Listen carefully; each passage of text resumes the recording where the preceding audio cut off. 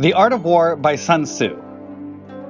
Hit that like button and subscribe to this channel so I know to make more content like this. Chapter 3, Attack by Stratagem. In the practical art of war, the best thing of all is to take the enemy's country whole and intact. To shatter and destroy it is not so good. So too, it is better to recapture an army entire than to destroy it. To capture a regiment, a detachment, or a company entire than to destroy them. Hence, to fight and conquer in all your battles is not supreme excellence. Supreme excellence consists in breaking the enemy's resistance without fighting. Thus, the highest form of generalship is to balk the enemy's plans. The next best is to prevent the junction of the enemy's forces. The next in order is to attack the enemy's army in the field. And the worst policy of all is to besiege walled cities. The rule is not to besiege walled cities if it can possibly be avoided. The preparation of mantlets, movable shelters, and various implements of war will take up 3 whole months, and the piling up of mounds over against the walls will take 3 months more.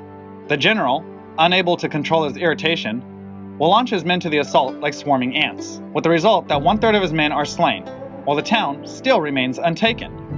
Such are the disastrous effects of a siege. Therefore, the skillful leader subdues the enemy's troops without any fighting. He captures their cities without laying siege to them.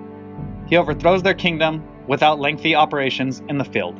With his forces intact, he will dispute the mastery of the empire, and thus, without losing a man, his triumph will be complete. This is the method of attacking by stratagem. It is the rule in war, if our forces are 10 to the enemy's 1, to surround him.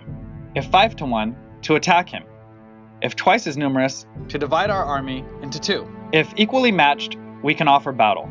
If slightly inferior in numbers, we can avoid the enemy. If quite unequal in every way, we can flee from him.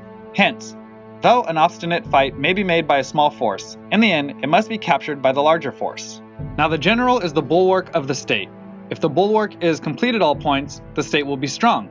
If the bulwark is defective, the state will be weak. There are 3 ways in which a ruler can bring misfortune upon his army. 1. By commanding the army to advance or to retreat, being ignorant of the fact that it cannot obey. This is called hobbling the army. 2. By attempting to govern an army in the same way as he administers a kingdom, being ignorant of the conditions which obtain in an army. This causes restlessness in the soldiers' minds. 3. By employing the officers of his army without discrimination, through ignorance of the military principle of adaptation to circumstances, this shakes the confidence of the soldiers. But when the army is restless and distrustful, trouble is sure to come from other feudal princes.